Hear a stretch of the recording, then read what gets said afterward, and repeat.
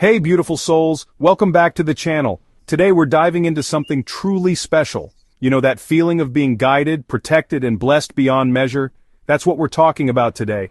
What does it mean to live a life drenched in God's grace? A life where you just know you're walking in step with the divine?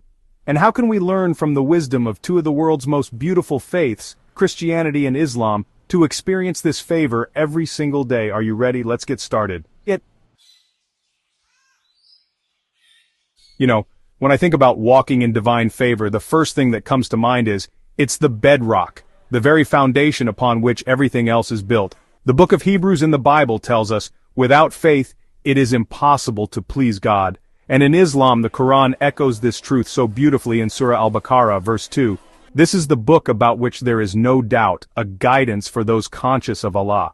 It's about having that deep, abiding awareness of God's presence in every aspect of your life. So how do we cultivate this kind of faith, this unshakable trust in the divine? It starts with those small daily acts of surrender. Start your day with a simple prayer or dua. For my Christian brothers and sisters, try saying, Lord, guide my steps today. And for my Muslim brothers and sisters, recite Bismillah before every task. These little whispers of faith invite divine favor into your life like a warm breeze. Now the second principle, the one that goes hand in hand with faith, is, you see, it's one thing to say you believe, but it's another thing entirely to live it out. In the Gospel of John, Jesus tells us, if you love me, keep my commandments. And those commandments, they're not there to restrict us, no, not at all. They're guideposts, roadmaps to a life filled with purpose and meaning. They're about loving your neighbor as yourself, forgiving those who have wronged you, extending grace even when it's hard. And in Islam, obedience is at the very heart of the faith. The Quran says in Surah An-Nur, verse 56, establish prayer and give zakah and obey the messenger, that you may receive mercy. It's about recognizing that true freedom comes from surrender, from aligning your will with the divine. I remember once a friend gave her last bit of money to a stranger in need. A few days later she received an unexpected job offer. That, my friends, is divine favor at work. When we choose obedience, even when it's hard, we unlock miracles in our lives. So this week I challenge you to choose one act of obedience. Maybe it's finally forgiving someone who hurt you, giving to a cause you believe in, or committing to a consistent prayer practice. Trust me, God notices and honors your willingness to say yes. Chapter 3. Gratitude, the magnet for miracles.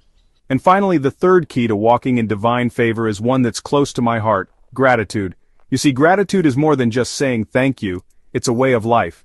The Bible tells us in 1 Thessalonians, give thanks in all circumstances, for this is God's will for you in Christ Jesus. And in Islam, the Quran reminds us in Surah Ibrahim, verse 7, if you are grateful, I will surely increase you in favor.